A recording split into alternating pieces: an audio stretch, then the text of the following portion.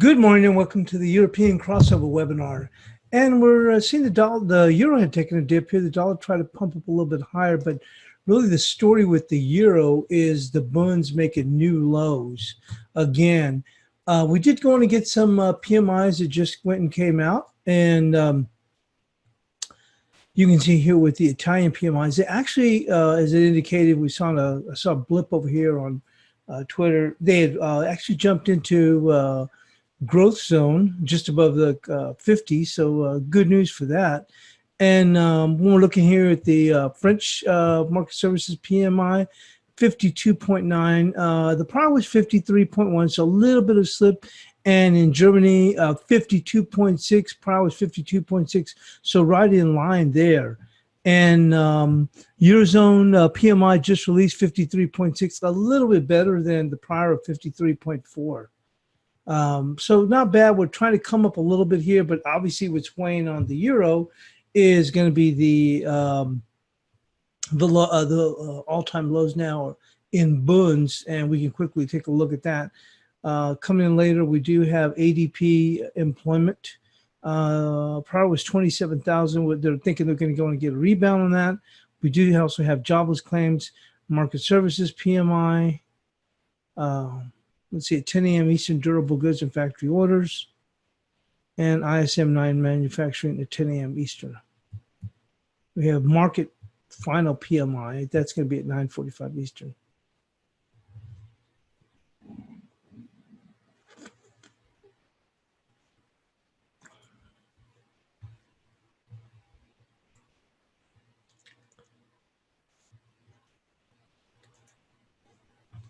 So you can really see here, look at bunds, new all-time lows again, which is what's been putting on the pressure on the euro.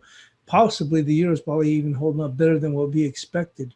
Moving into the big mover.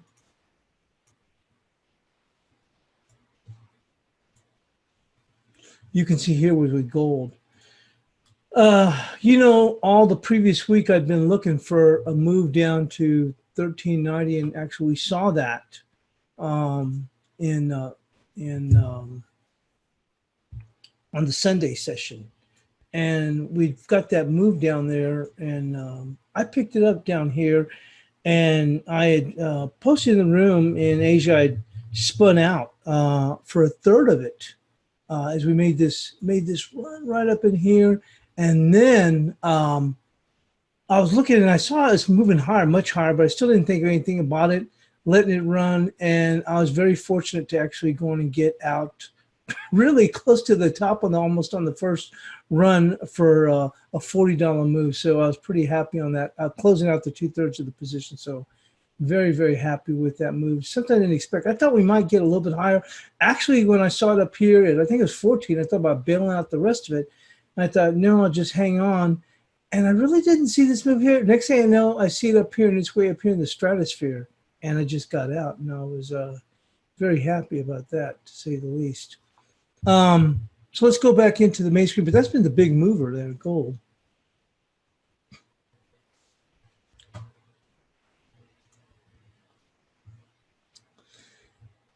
So back on here on the main screen, as I mentioned, the euro is under some pressure, obviously with the new all-time lows again on the bund, and cable continues to raise. I did go in and do the basic technical analysis for euro, cable, Aussie, cash dollar index, dollar yen, and Aussie dollar. Oh, and Canadian dollar too. Since Blake was out, so just did a quick basic technical. Nothing. I mean, just kind of explain to where we are currently. And also noted that 1262 is really a must hold for the euro here on a daily close. But we'll go on and get in here into the news, and from there we're going to move on. Oh, also tomorrow is July the 4th, so there will not be a European crossover webinar. It's July the 4th for me, so I'm actually going to go on and sleep in. So there will not be a European crossover webinar tomorrow. So just wanted to let y'all know. Let's go and post this. The morning bid, new era, the EU leadership emerges from a stalemate. Few would have predicted the outcome of a European Union summit that will go down as a landmark moment for gender parity, placing for the first time the two most powerful institutional jobs in the 28-member EU in the hands of women. Neither the IMF's Christine Lagarde nor Germany's Ursula von der Leyen was considered a main contender for the ECB or European Union Commission, respectively, and their nomination ultimately had as much to do with the political expediency needed to break a deadlock as their narrow suitability for the roles in question. Assuming the nominations are confirmed, still a relatively sizable if, as far as von der Leyen is concerned, they will bring skills to the table that diverge radically from those of their predecessors. Lagarde's impulses lie in politics and sense building, but she lacks direct monetary policy experience. Von der Leyen is a trilingual polymath who has impeccable European credentials, but whose managerial expertise is questionable after a series of crises in her department as German defense minister. However, they fare this promises to be an interesting break with a much criticized style and image of the EU leadership in the past. Von der Leyen must secure the backing of the European Parliament, which from today will start pouring over her record. She'll get a rough ride, but few expect her to be rejected outright. Lagarde's nomination has already been welcomed by an easing of Eurozone bond yields as financial markets expect the French national to pursue the dovish policy stance of Mario Draghi. Most of the action in the world markets continues to be in bonds, with a fresh stake slide in benchmark yield in simmering global trade, war, and recession fears, central bank easing bets, and ebbing oil prices.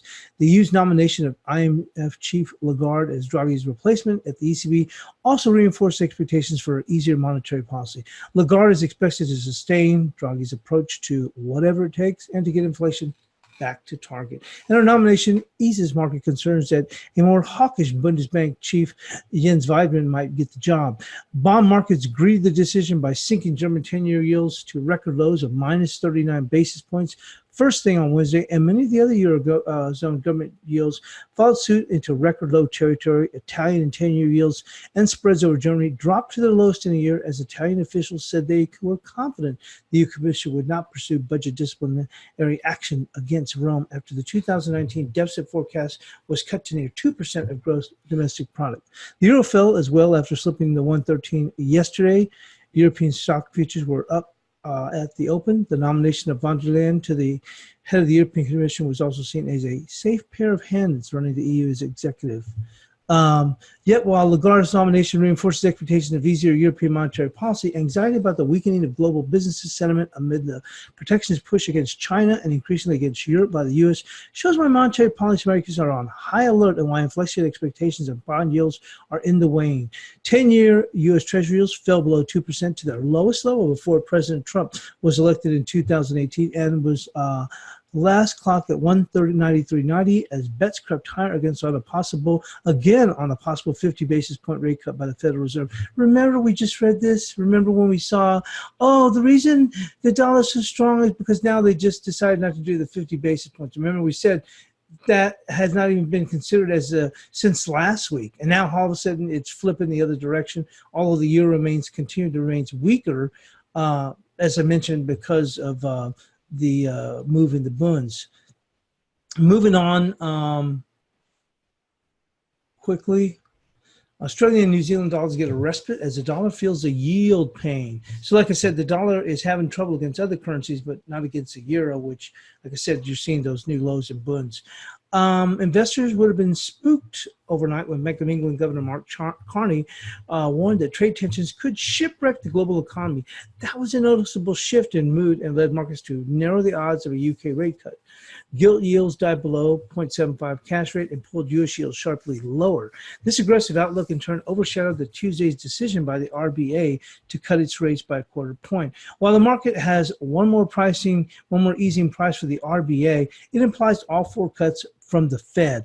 All eyes on rates. Investors paid scant attention to domestic trade data, though normally they would have been considered bullish for the Aussie. Lastly, the dollar struggles as U.S. yields fall. Dovish Bank of England weighs on the pound. The dollar struggled for traction on Wednesday as fading hopes for any near-term Sino-U.S. trade deal revived safe haven demand and drove U.S. bond yields to their lowest since 2016. The dollar index against the basket of major currencies was a shade lower at 96 12.69. Bank of England's Carney said on Tuesday that a global trade war and no-deal Brexit were growing risk to the Britain's economy, which might need more help to cope with the downturn. The dollar fell below 108 yen in light of Bank of England Governor Carney's dovish comments, which helped depress global bond yields, said Shinichiro Kadota. Yields declined as the Bank of England, up until now, which was seen as the only central bank, was not as dovish as others. The euro was little changed at 12.91, but we've seen that now slip. The common currency had received a lift after the media report that ECB policymakers are in no rush to cut interest rates at a July meeting, but it slipped later after IMF Managing Director Christine Lagarde, perceived as a policy dove, was nominated as the next ECB president. It will be difficult for Lagarde to emulate the eye-catching policy steps which Mario Draghi implemented, said Daisuke Katakama, chief economist at Mizuho. But the Eurozone's requirements will remain the same, as it needs lower yields and a weaker currency, and the ECB is unlikely to undergo a dramatic change if policy is under Lagarde. With that, we're going to move into the analysis.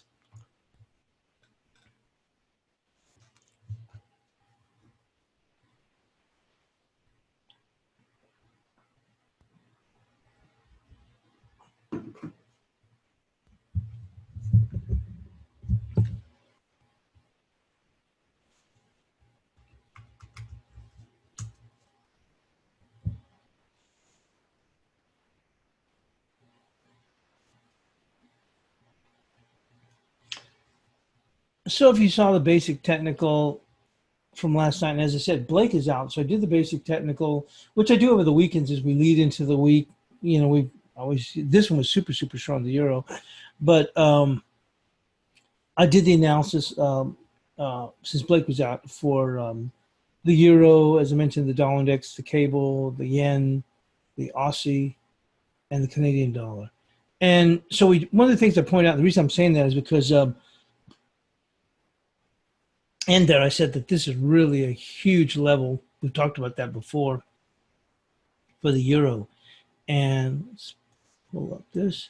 So this is going to remain the same. That was the same support bias chart support we had from yesterday.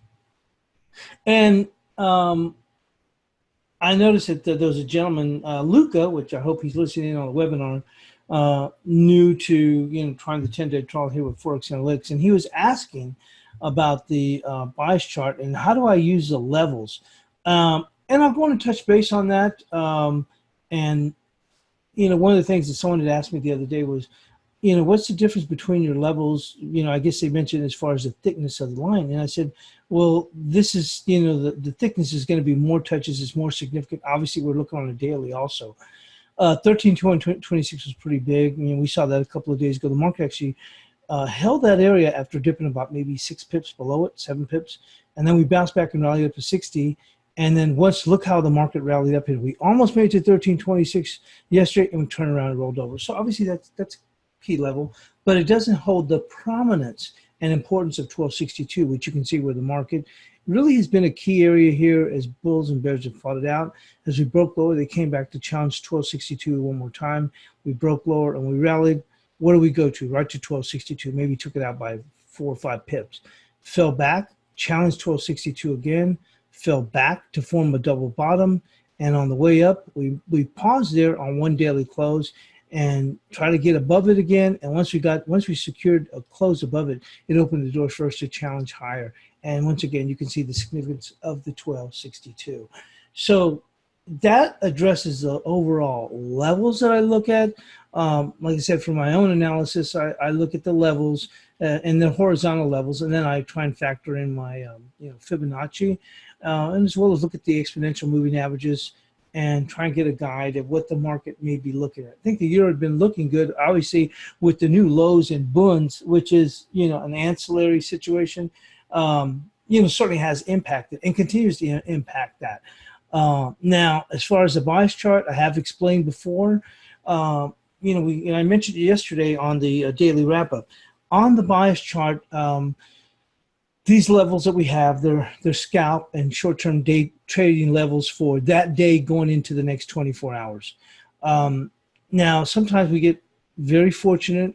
Well, quite often, sometimes, top tick or bottom tick a market. with some of these levels.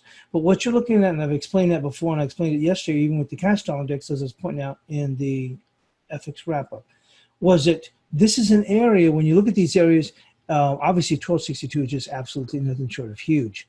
If we were to close below that, no bueno. But that being said, is an area when we look at these levels are areas where we're expecting the market to go on and see a lot of volume at that point, depending on your perspective, whether it's day trade or holding longer. Obviously, this would be huge on a daily. But when sometimes, as I said, we will sometimes come close to, catching the top of the bottom on these or very, very close to it. But really what you're looking at is when you come down here, you're coming up to a certain level, is where you expect, just like we saw 1326, we knew how important that was on the daily, on the way down, and we lost it. On the way back up, look how they ran out of gas. The high was what, 1322. So as you come up to this 1326, we'd already had that in place, and then the market rallied up to it before the U.S. session. Is that as you come close to this level, that's where we expect, let's say, longs to say, hey, you know what, I'll take some and most of my trade off, or you'll see some aggressive shorts say, you know what, I'll take on that level. I'll put that on. So I hope that kind of generally explains. That doesn't guarantee a high or low, although sometimes we come in very close. But it's where, looking over the course of that day into the next 24 hours, where we expect some action to go and come in, where the market will find some demand, i.e., and in retrospect, not retrospect, but looking at the opposite side, would be some selling pressure at these levels. So I hope that helps explain that. So once again, the 1262 is going to be huge here on the daily. Needs to go in and hold that. Obviously, the euro under pressure because of new highs in bunds, i.e., low in yields, high in prices. Obviously, an inverse relationship there. And on the resistance, the key one is still going to be 1326 because we could, especially as we get close to 4th of July, there's a lot less volume. You could see some volatility. So we could actually make a spike up real quick above 1308 and then all of a sudden fizzle again. So we're going to go and keep this 1326 here for the euro. So from here, and the reason I haven't changed this to bearish, and it could be changed to bearish, is if you look at overall from the daily, and we still have the exponential moving averages on the buy mode. Now we have tried to form out, and I noticed this on or post this on the basic technical, we tried to, trying to forge potentially an inverted hammer. But we need to go in and close. It's okay if they tested below it, but we need to close above this here to keep that in place. But we shall see how the market plays out. Obviously, the pressure from the new all-time lows and bunds is really weighing on the euro. Probably the euro is probably doing better than it probably should be. In light of where we are with the bunds, probably the euro should be closer down here to 1220. But so it's doing okay, holding up there. We shall see as the day goes further on. Let's go and move into the cable. And I hope that explains it. Let me go and make a notation there.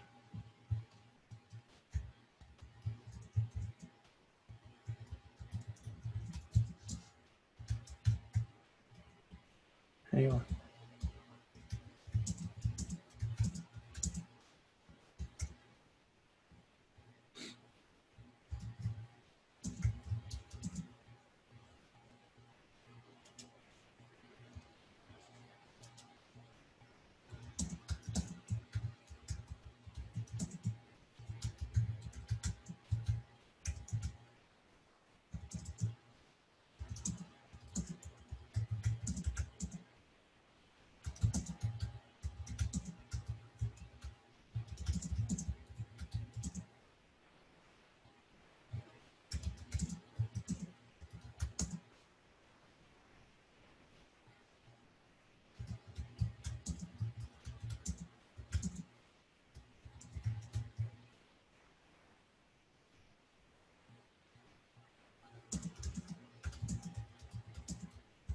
And I was just posting, and I do apologize. I was posting if Luca had missed this, that he could watch the recording of the webinar in the chat room. So anyway, let's go and move on to the cable.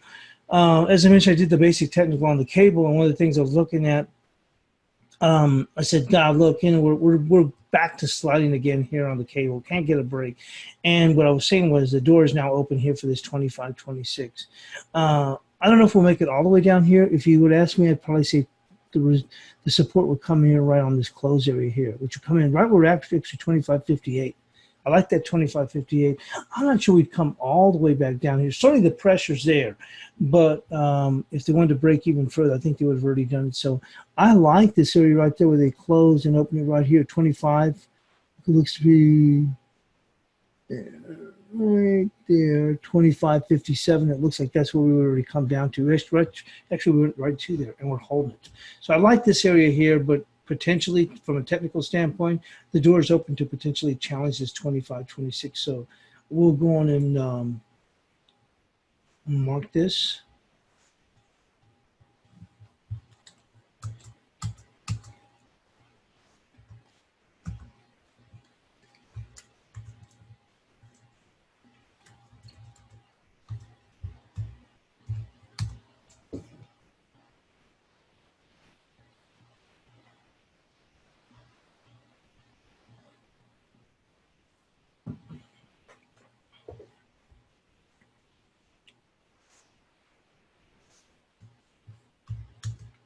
And for resistance, let's go and take a look here on the 2-hour chart.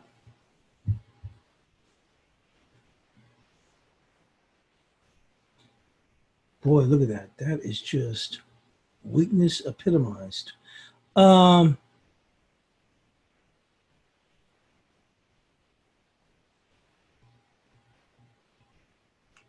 If we do get a bounce, it's going to be right there. That's resistance. 26.18.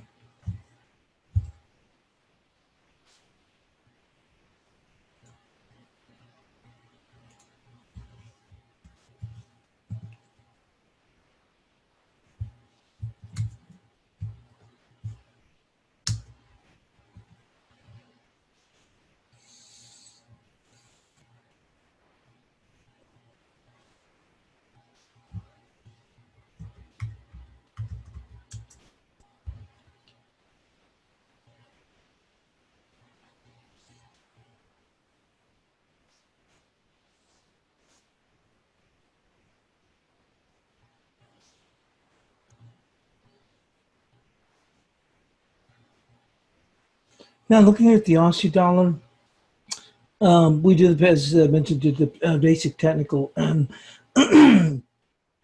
We talked about this key level here, and we'd actually reached it just, excuse me, it had just passed this, when we came, into the Sunday session, and we paired back from that. And what I was stating here in the basic technical is the market is basically just marking time or consolidating. I think the door is still open that they can push higher. And what I was saying is if we do get a daily close above 70.27, it's going to open the door up here for 71.23. But for right now, we're just marking our time. So our resistance, and I think that's a possibility that we can get there again, is going to be the 70.27. So we're going to have this here. You can see that. And on the downside, it's going to be the 69.44. We're holding up very well here, but if we're looking for the risk level, it's 69.44. So I believe we already have that. Let's see, we had the 60, yeah, and that actually held initially yesterday. So it's going to be down here to 69.44.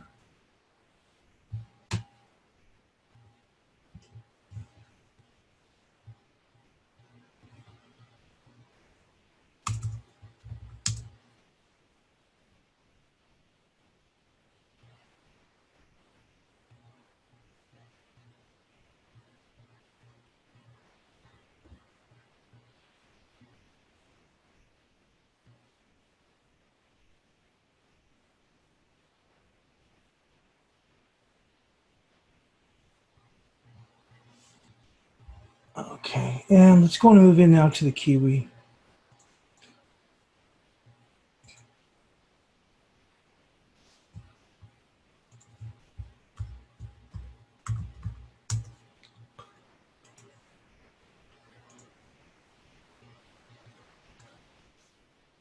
This Kiwi has really held up very well. I mean, after it broke here, we took a double, took a turn to the lower side, but we we put a double bottom in place, and look, we really have done very, very well. Now we made it up here. Actually, before we even opened up on the Sunday session, this is what we were looking at here, this 50%, and I'll be doggone if it went right to that 50%. But that was also a level coming across at that 67.25. We saw the market pare back, and we've held here at this lower level. I would think that the market probably have to do a little bit more consolidation as opposed to the Aussie. The Aussie's moved up, but boy, nothing compared to this Kiwi.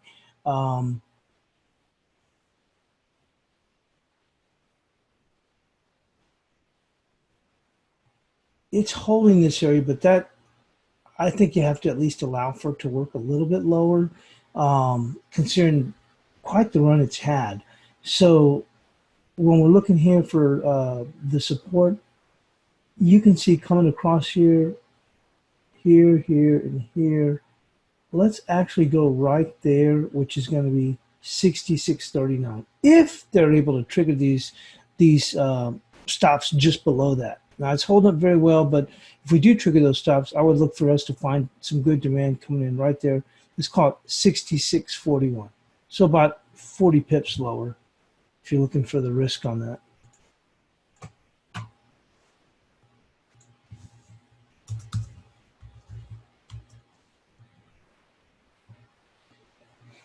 And on the upside, I still like this area 67.25 because it reminds me of the Aussie, although the Aussie, remember, it's this 66.91 is probably more equivalent to where the Aussie was at 70.27. But we've already jumped in advance here before. I think if we can get past the 67.25 on a daily close, man, this thing can really make a move. It doesn't even seem like it's that much higher because we've been consolidating for so long, but we can really make a move back up here to the 68.50 if we can get this close above 67.25. But for right now, we'll have the 67.25, which is about 45 pips higher as our resistance level. That is a key resistance level as well. It is a 50%.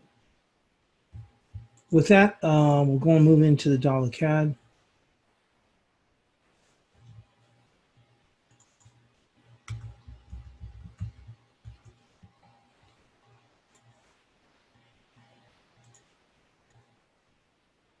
Well, this market continues to remain weak, and I talked about this because, on the way down, we had actually had supported 31.36, and the reason I'm touching on this is because this is when we did the analysis before the week, this was going to be our resistance level for the market potentially to go back to, and it did exceeded it, but I got long actually down there and then added and spun out, but then I hung on to my long. And boy, did this market get into trouble. So as we came back and the dollar was strengthening, this was really the weak sister. And I'd spun out before we got up to the 31.27, which was my entry on that one. I'd added on, was able to spin out of that for a gain, but hung on this one because I thought we were going to see a decent rebound considering how oversold we got. But one of the reasons I spun out of that at 31, I think it was 31.17 or 31.18, was because it had been such a weak sister. So when you think about, look at the dollar index, and boy, the dollar index has had a very nice run back. And then look at the dollar CAD. Man, it's like the old commercial, I've fallen and I can't get up. Well, so we had our resistance 31.36. Now, the prior day, we pushed it up to 31.63 to allow for this market to potentially move higher because it got in the 40s finally when the dollar made that extra push on the fallen bunds on Monday. But then since then, we've seen this market come down here, and we've been as low as what, 30.96. To me, I put in the analysis on the basic technical. I think it's just kind of holding its own right here before potentially making another move lower. And so that move lower could take us down to 30.43. Now, when we're looking on the bias chart, where's the support? We'll go right here with the 30.76. I think we may have had that previously. No, we did have it, yeah, for 30.97. Not bad, because then we've got the low was 30.96.5. So we had 30.97, so not bad. And like I told you, these levels, sometimes we get it where we're within a few pips or so, but not always the case. But that's where we expect to see demand. So the bias chart from yesterday into today was for 30.97 because that's for 24 hours, and the low was 30.96.5. But that being said, I think there's still the potential for this to break lower. Whether it does or not, it's just marking time. So we're going to go with 30.76 for today, moving into the next 24 hours. But don't forget holiday. Who knows what's going to happen? We may just kind of languish around here. Now, on the upside, here's that 31.63. I think when I was addressing that was on the FX wrap-up, which once again, I want to go on onset. That the FX wrap-up, a daily FX wrap-up, has a new time. It's 12:30 Eastern time. I think, to me, personally, it also works better with my schedule, but also to me, I think it works better for those of us who trade during the European session. And generally about that time, unless we're seeing a big trading day, are usually some are already starting to straggle out at that point. So I think that that daily wrap-up time to me makes more sense for most. So once again, just to read, advise again, it's 12:30 Eastern for the FX daily wrap-up. We will have one today. Obviously, there won't be one on July the 4th. And once again, we won't have a European crossover webinar on July the 4th tomorrow. I'm going to be sleeping in. So anyway, but looking up here on the upside, let's move into the 2-hour chart.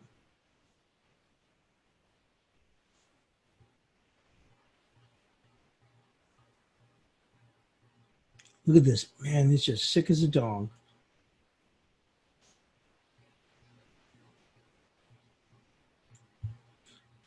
Okay, well, yeah, you can see where we came up with the 30.97 and just missed it, what, by a pip and a half or a pip. So on the resistance, actually,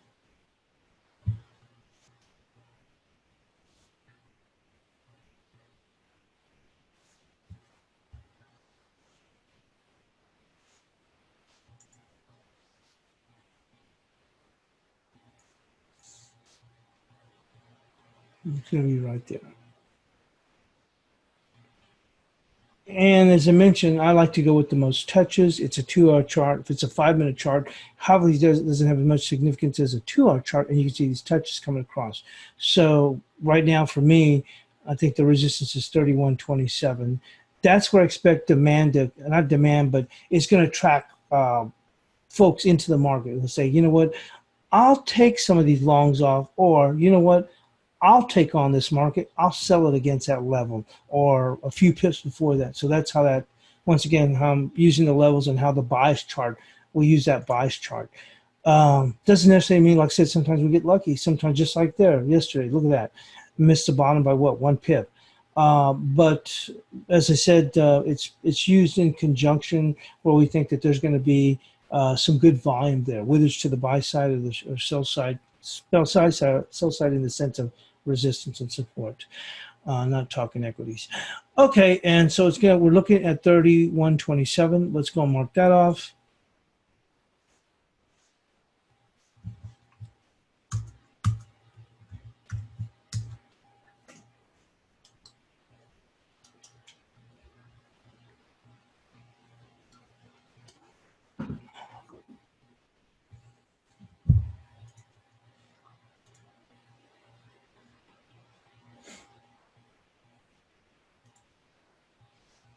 Let's go with the peso. Well, the peso's not doing a whole lot of anything. Okay, after that, remember that key 1923.6. Now it's going to, we're starting to go on almost 3 weeks that that's been a key level. But let's go and take a look at the peso.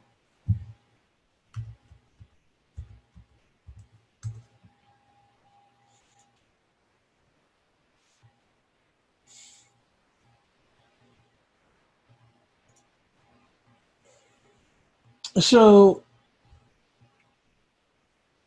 we had 1908.5 and the low was 1904.4 because the pressure continues to remain down here. The key level, if we break here, is right there. You can see that 18.99, caught 19 even. If we take that further dip, and because the pressure continues to remain, and we've made multiple stabs here at 1923.6, and we're just not able to fill the bill and get beyond that. And it would seem likely they're going to try and press it a little bit lower. Whether it happens or not, we'll find out. So we're going to go with 1900 even for support.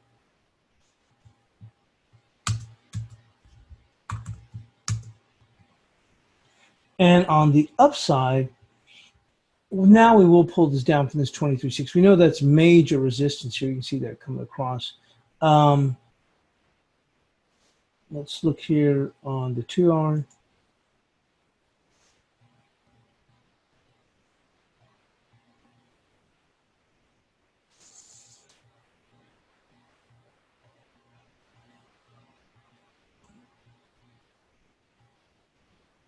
Right there, 1915.7.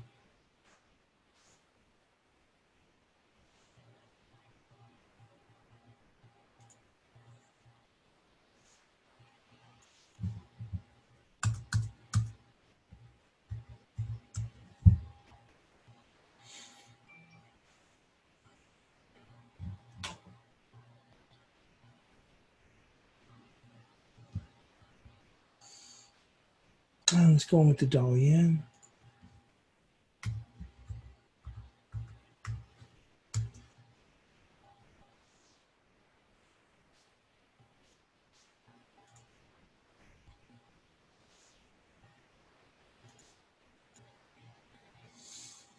Well, one of the things we mentioned in the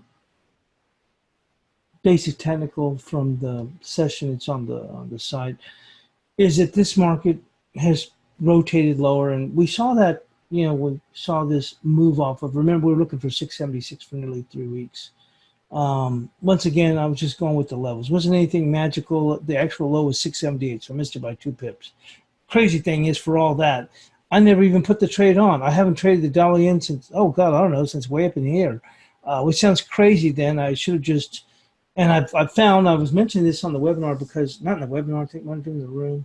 Oh, I think when I first closed out that gold trade, and a few of the people were saying, hey, nice trade, blah blah. Well, I was able to eventually close out hours later for a $40 move, which was just wow. That was big. It's huge for me, considering I don't trade for that long of a period. But I was really, really believing in gold. But it takes me back to the yen. Here is, despite being a day trader scalper, I am going to have to start, because I think the market action dictates it. I'll have to start to, in some certain trades, lengthen my time frame. Amanda's done really well on her yen pairs, and I was looking for the 676, but that's not my forte. But at this point, I think I'm going to have to start, especially as we go into the summer where you sometimes don't see as much action. If you see a market that you potentially think is really going to make a move, like I saw with the gold, you're going to have to just hold it. And so I'm looking at, a bit of a mix between the scalping, day trading to maybe a little bit longer length, which, I kind of want to play into this, is that, even though I was looking for 676, I didn't even participate in this move down. It's frustrating. I think I might have put on a trade in here before, and I might have grabbed a scalp in this area. I think I did, but other than that, that's it. I mean, that's crazy. Looking for a move to 676 and not even catching any of it. They're just like plain nutso.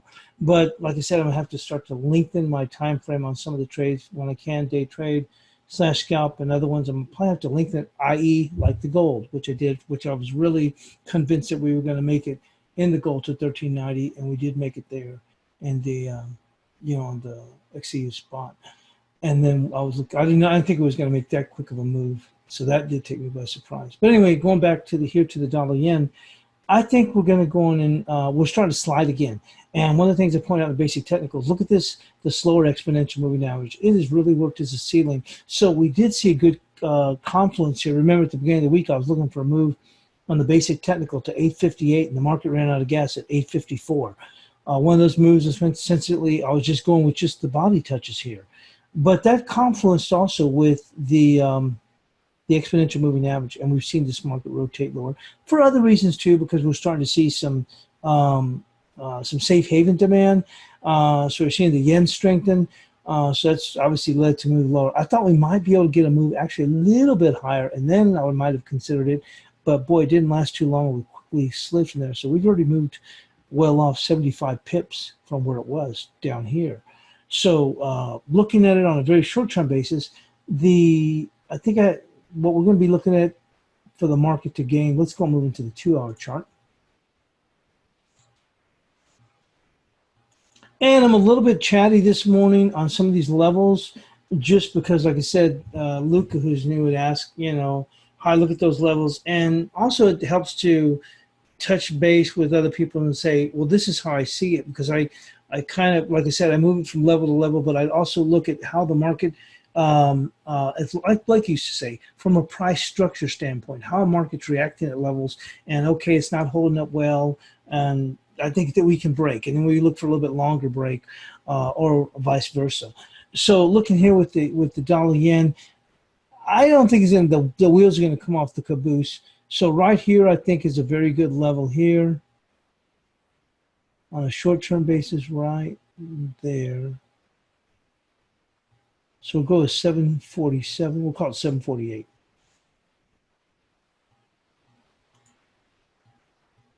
I think we'll see some demand coming there.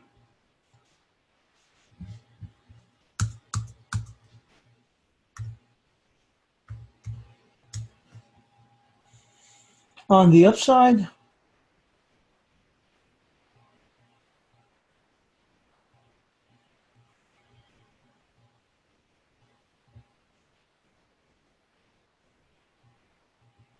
you see these two touches right there. Let's call it 809.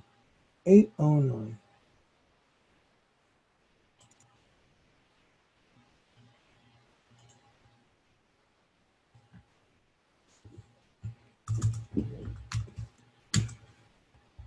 And let's go move into the cash dollar index.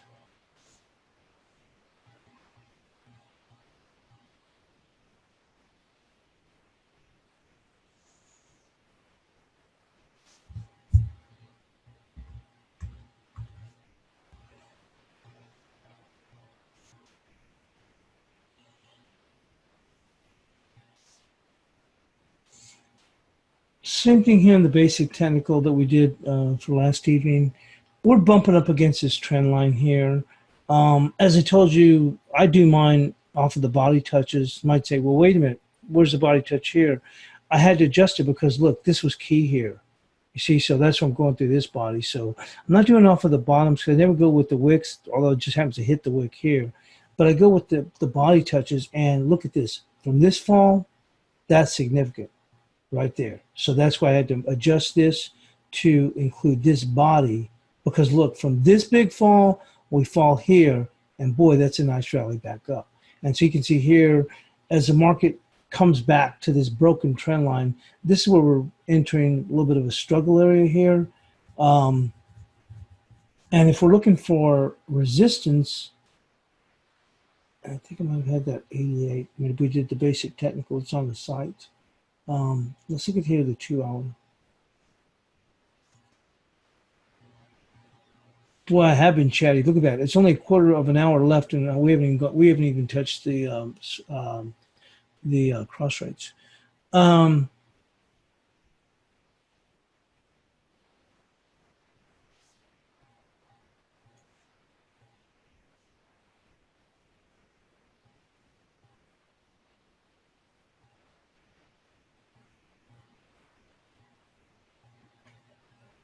Let's go right there, 96.92, which it almost made it there. And I think okay, look, let me stab up in here. We'll go with 96.92 right now.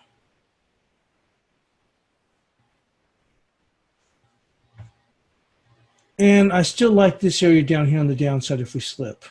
So I want to keep that still there, 96.44 and 96.92.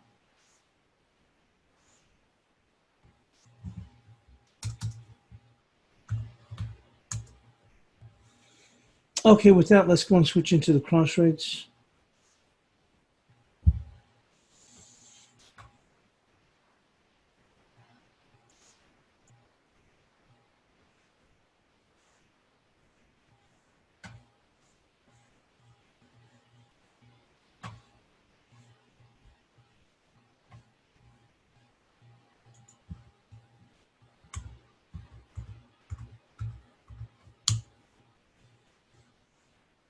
Just to touch back here on gold. As I told you, I've been looking for a move down here to 1390. It was really not, looked like I didn't want to get anywhere close there last week, but I've been looking for that. So we've made that move down here. And I jumped out in here And to be quite honest with you, I almost spun out of everything. I took off 1/3, but I almost took, and I thought, you know what, don't do that. If this thing does push higher, you thought it was going to push higher, so why are you going to get out now? And I remember seeing it right up here in the teens, and then I didn't see it again, to be quite honest with you, until we made this push up in here. And holy smokes, when I saw that, because I didn't have a limit working ahead, I was just thinking, okay, it's going to amble and work a little bit higher, a little bit higher. I got the hell out of Dodge right there. I mean, I got very, very fortunate. And I thought at that point, I go, you know, I'm just going to have to, some of these trades, I'm going to have to just hold on for longer periods. But I didn't know that this was going to be right there. Or I probably would have tried to be fancy Dan and try to take the other side, which may or may not have been too smart. But I thought, okay, it's going to pause here. And then maybe we may move a little bit higher. But I thought with that kind of a move, I'm out. But let's go and move into the Kiwi Yen.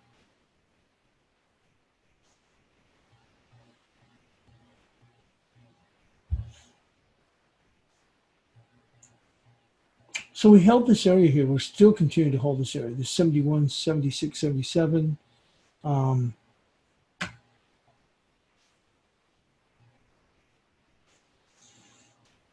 that held. It held.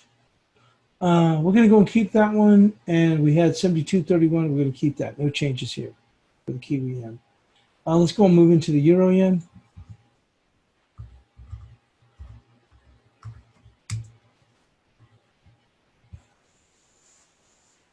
Well, we know that the Euro's really sucking wind right now.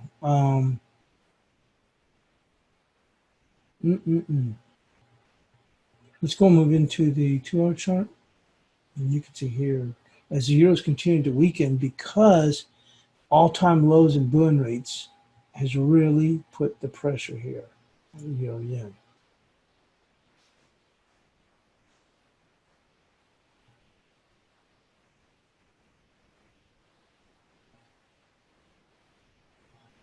I think this area is safe right now, and there's some good demand here. We're going to go with that 21.27.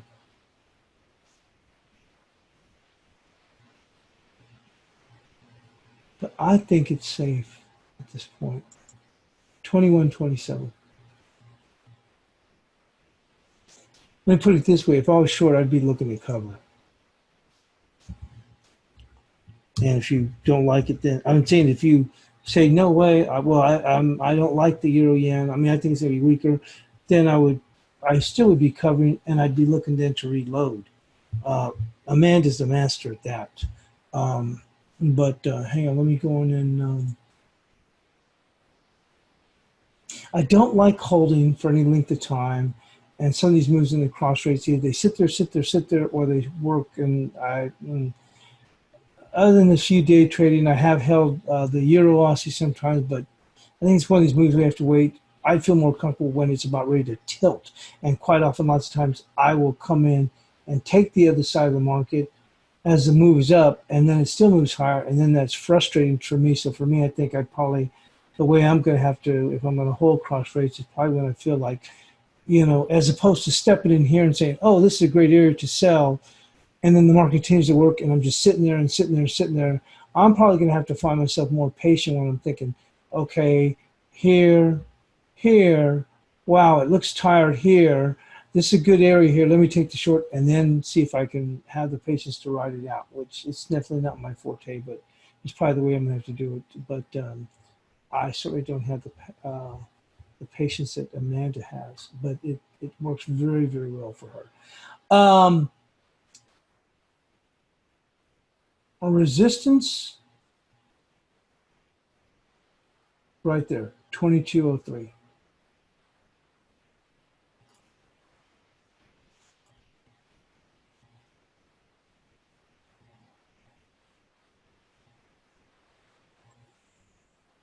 There we go, 22.03.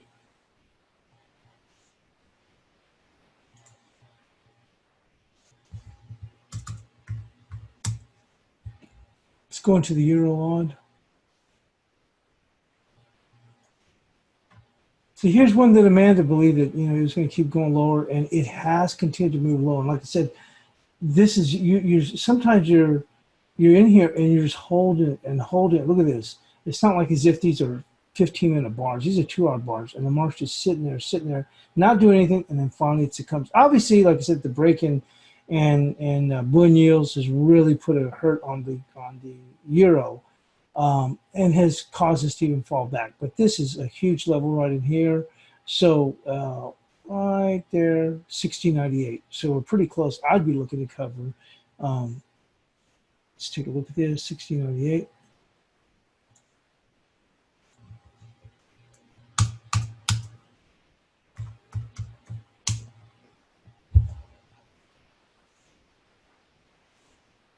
And on the upside,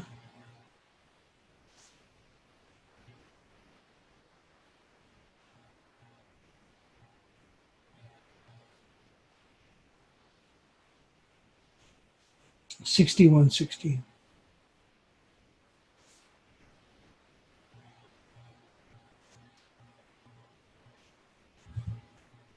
And I think we can now say that's flipped to bearish. And I'm saying you look at it now, if you look at it on a daily, probably sounds like, okay, now it's bearish. But look at it on the daily.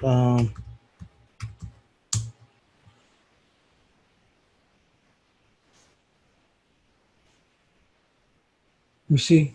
And then you say, oh, okay, well, then I guess that's not necessarily bearish. You can probably say it's almost neutral now because this is a huge area. Look at that, 1695.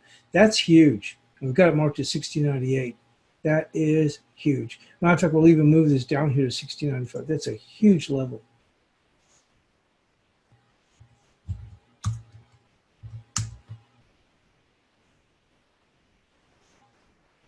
If we break below that, that's going to be a big deal.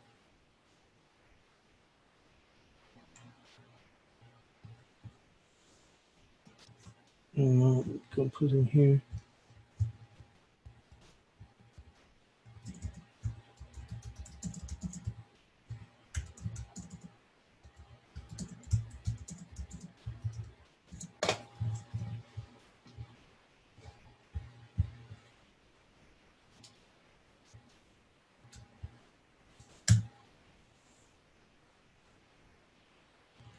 And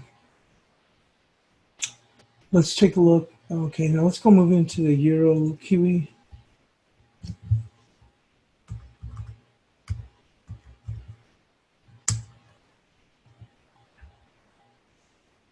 Coming to a big level here too. Not as big as that, but a level here, 68.51.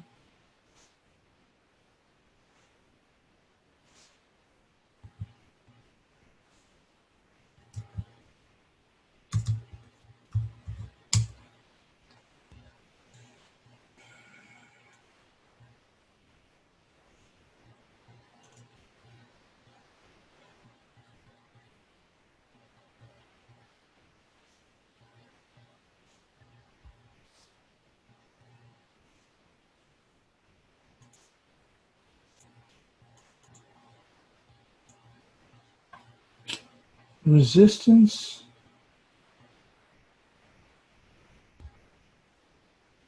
would be right there, 69.30.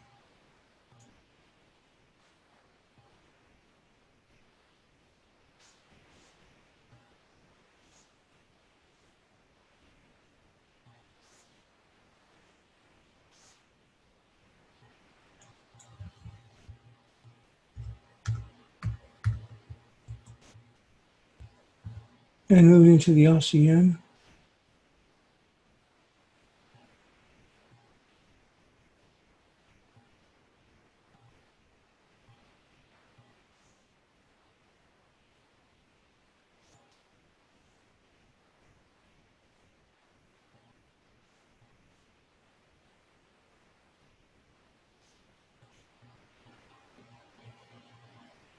Now you can see here we broke above this level here, above the 75 cents, like 75.10 or '08. We've come down and tested it. We're holding. We're trying to make a move. Resistance on a short-term basis is going to come in. If we're able to hit these stops, it's going to come in right there, 75.84.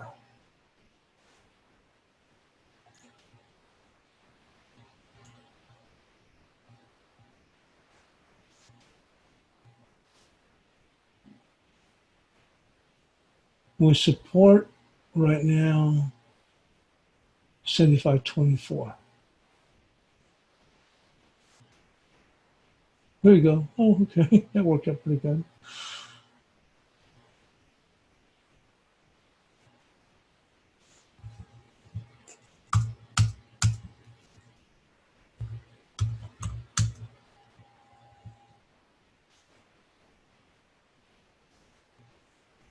Let's go into the guppy. Oh my goodness gracious. This thing just continues to fall.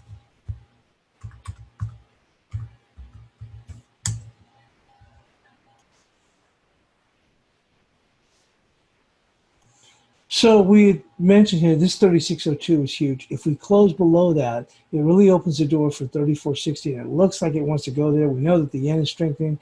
So we're going to go with, it's a ways off. Let's look here on the 2-hour chart.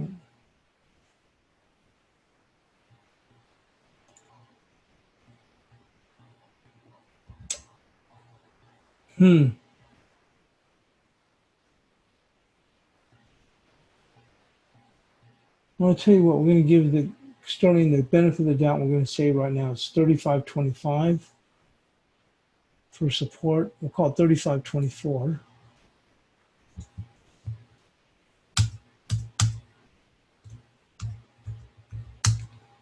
And resistance will come in at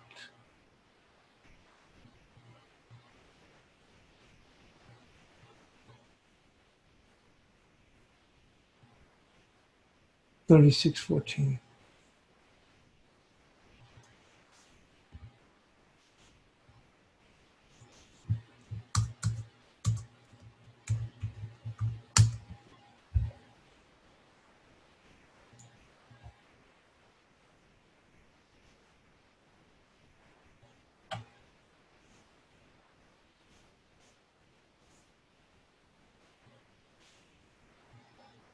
And let's go to sterling on.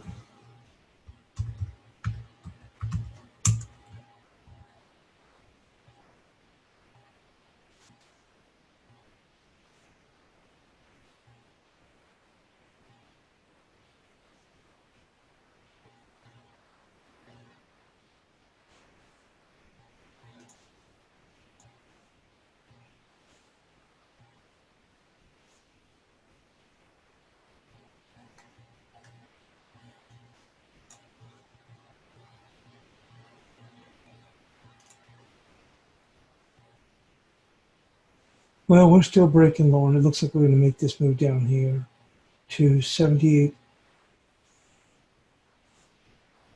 Let's move just to, you can see right here, we see a little bit more.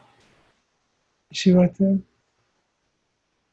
So 78.69. So let's go 78.69.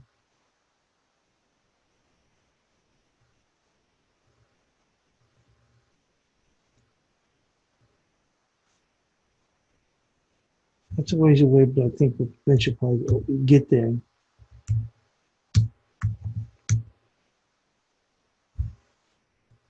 And on the upside, let's go and take a look here on the 2-hour.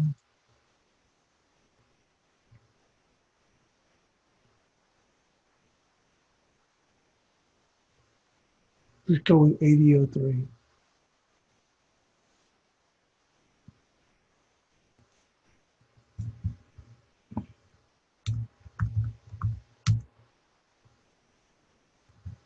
And there's the bias chart for today. I'll get that posted in the room. And thanks for joining us here on the European crossover webinar.